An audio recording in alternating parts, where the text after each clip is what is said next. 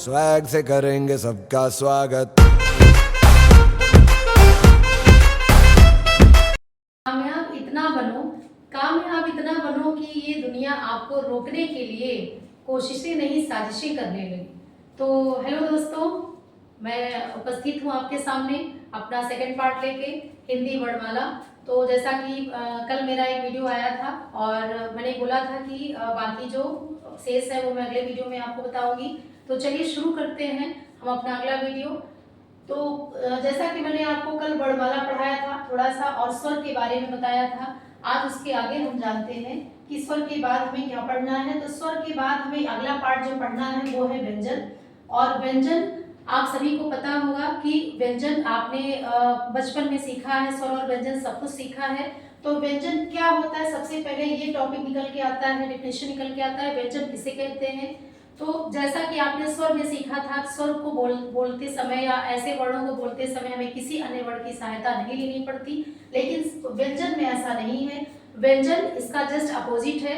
ऐसे वर्ण जिनको बोलने में हमें अन्य वर्ण की सहायता लेनी पड़े, अर्थात स्वरों की सहायता लेनी पड़े, उसे व्यंजन कहते हैं। अब इसको हम थोड़ा यूनिक डेफिनेशन अगर बना के बोले तो हम कहेंगे कि व्यंजनों को बोलने में या वर्ण ऐसे वर्णों को बोलने में जिसमें हमारी जीवा मुख के अलग अलग भागों को स्पर्श करे, टच करे, उसे हम व्यंजन कहते हैं। ठीक, अब व्यंजन के बाद ये आता है कि व्यंजन की कैटेगरी क्या है, यानी जैसे हमने स्वर को डिवाइड किया था वैसे हम व्यंजन को भी कितने भागों में बांट सकते हैं। तो सबसे पहले हम व्यंजन के भेद देखेंगे।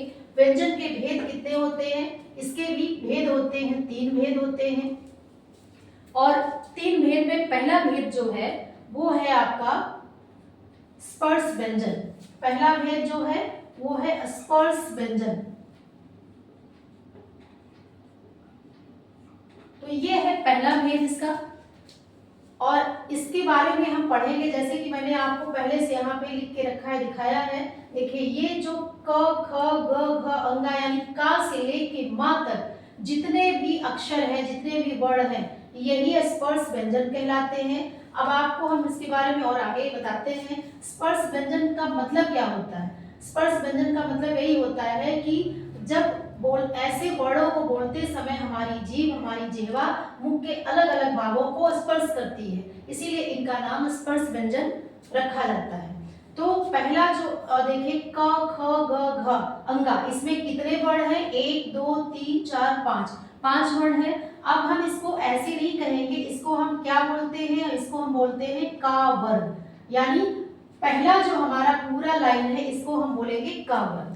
ठीक उसी तरह अगला जो हमारा चा वर्ग है इसको भी हम नीचे लिखेंगे, चा वर्ग। फिर टा वर्ग जो है इसको भी हम नीचे लिखेंगे, ता वर्ग को भी नीचे लिखेंगे और पा वर्ग को भी नीचे लिखेंगे। यानी ये हमारा, अब इधर से हम देखेंगे 1 2 3 4 5, और इसमें हम कितने वर्ण लिख सकते हैं, 5, क ख ग घा और अंगा, यानी इधर से भी 5 और इधर से भी 5, तो टोटल हो गए 25। यानी आप 5 5 जा करिएगा, मल्टीप्लाई करिएगा तो ये टोटल बनते हैं 25।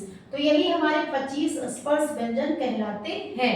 अब इनका उच्चारण स्थान अलग अलग होता है और हर वर्ग का उच्चारण स्थान अलग होता है। जैसे कि आप यहाँ पे देख सकते हैं का वर्ग का जो उच्चारण स्थान है ये क्या होता है, जब हम बोलते हैं क ख ग घा, तो हमें कहीं ना कहीं से फीलिंग आती है कि हम कहाँ से बोल रहे हैं, हमारी वॉइस कहाँ से आ रही है। तो जब हम जैसे हम उच्चारण करते हैं क, तो यानी का हमारा जो कंठ है उस पे प्रेशर पड़ रहा, कंठ यानी गला, उससे हम कहीं ना कहीं उस पे दबाव देके हम बोल रहे हैं इसको। तो इसीलिए का वर्ग, पूरा जो का वर्ग होता है का ख ग घ अंगा, इसको हम नाम देते हैं क्या, कंठ। इसका नाम हम यहाँ पे लिखते हैं कंठ।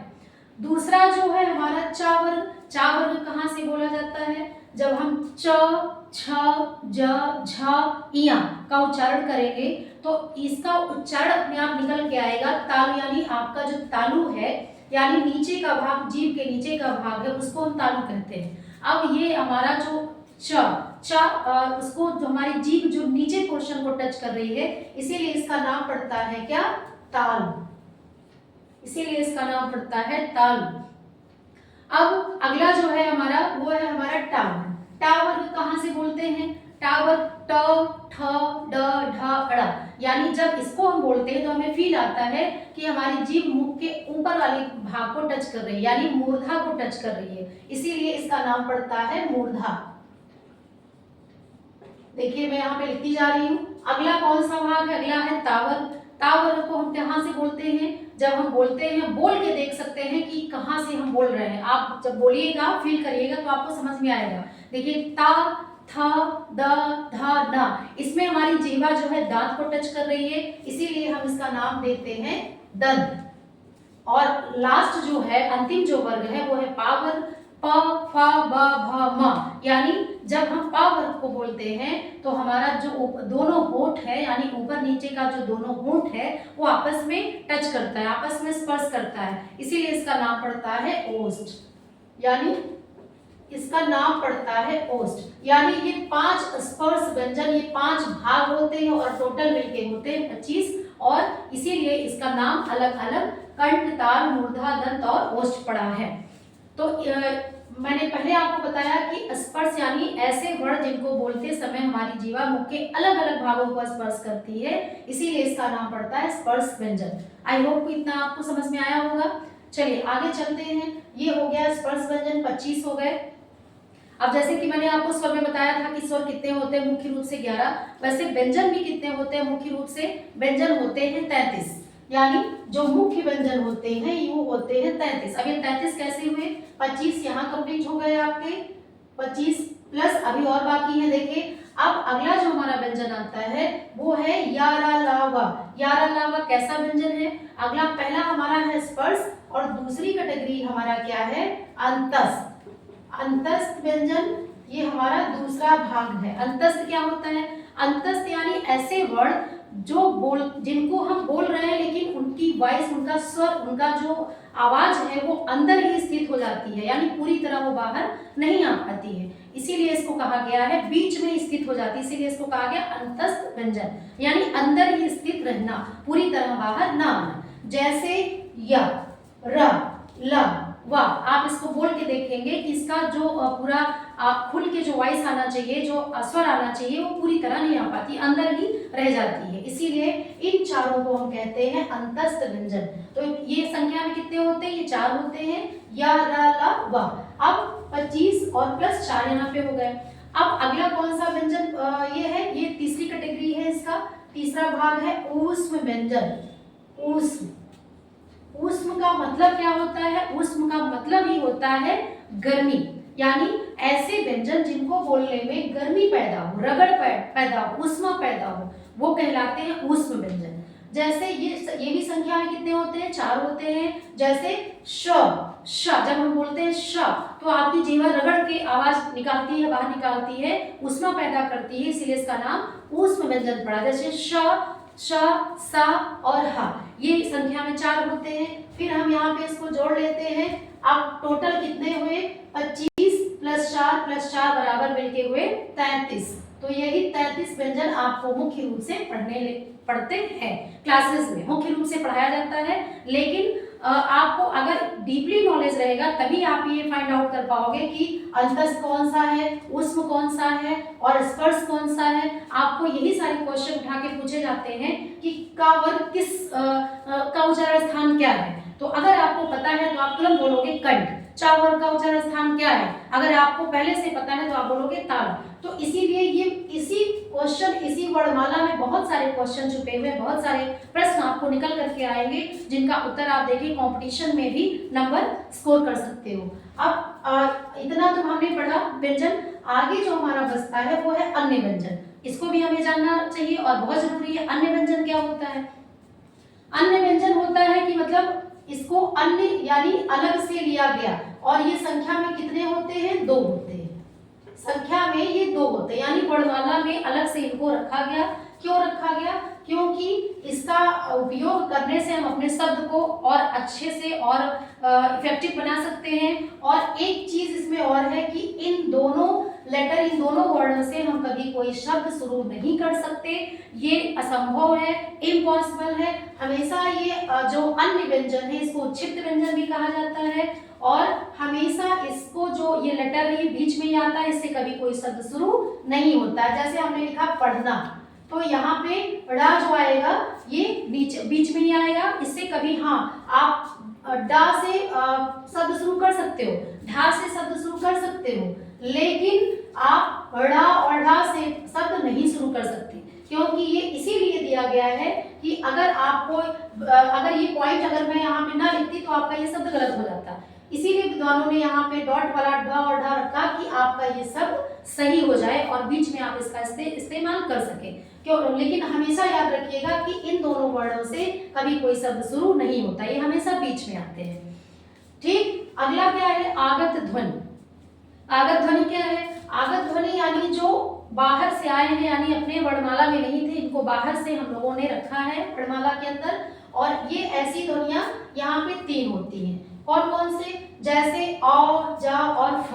अब अ कहोगे, अ का प्रयोग कहाँ होता है? जब भी हम हिंदी में लिखते हैं, अंग्रेजी शब्द लिखते हैं, जैसे डॉक्टर, जैसे कॉफी, जैसे टॉफी, तो आपको हमेशा ये लगाना पड़ता है आ और सेमी सर्कल, इसको हम बोलते हैं अ। और इसके अलावा 1-2 लेटर और हैं, ज और फ।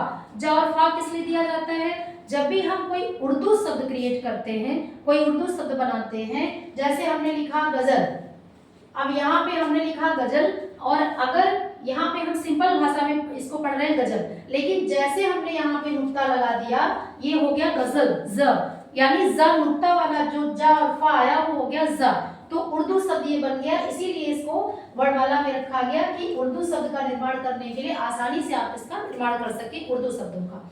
तो इतना तो हो गया। एक चीज दोस्तों मैं यहाँ पे भूल गई, संयुक्त व्यंजन। देखिए छ, त्र, ज्ञ और स्र, ये होते हैं संयुक्त व्यंजन। संयुक्त व्यंजन क्या होते हैं? ऐसे व्यंजन जो 2 अलग अलग वर्णों से मिलकर बने होते हैं, उनको कहते हैं संयुक्त व्यंजन। और ये भी संख्या में कितने होते हैं? 4 होते हैं, छ, त्र, ज्ञ और श, ये चारों होते हैं संयुक्त व्यंजन। तो ये मैं आपको अगला बता रही हूँ कि ये कैसे आप यहाँ पे इसको अलग अलग देखते हैं। जैसे मैंने लिखा छ, अब छ को हम किन 2 अलग अलग वर्णों से मिलकर बनाएंगे? तो पहला वर्ण है आधा का और ये षटकोण वाला श, यानी इन 2 अलग अलग वर्णों से मिलकर बनता क्या है? श, श बनता है। इसी तरह त्र, त्र को भी हम ऐसे बनाते हैं। कैसे बनाते हैं? आधा ता प्लस रा बराबर मिलके होता है त्र। और अब ये जो दोनों वर्ड बचे हुए हैं इसको भी हम देख लेते हैं। जैसे देखिए ज्ञा, ज्ञा को हम कैसे बनाएंगे?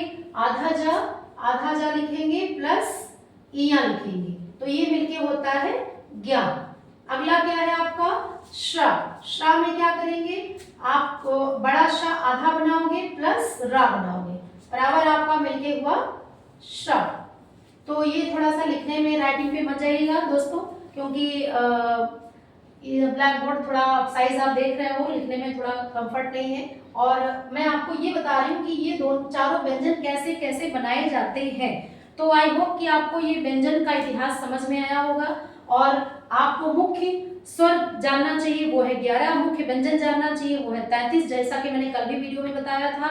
और इनका प्रयोग कैसे होता है, स्वर के कितने भेद होते हैं, वो मैंने कल के वीडियो में आपको बताया था।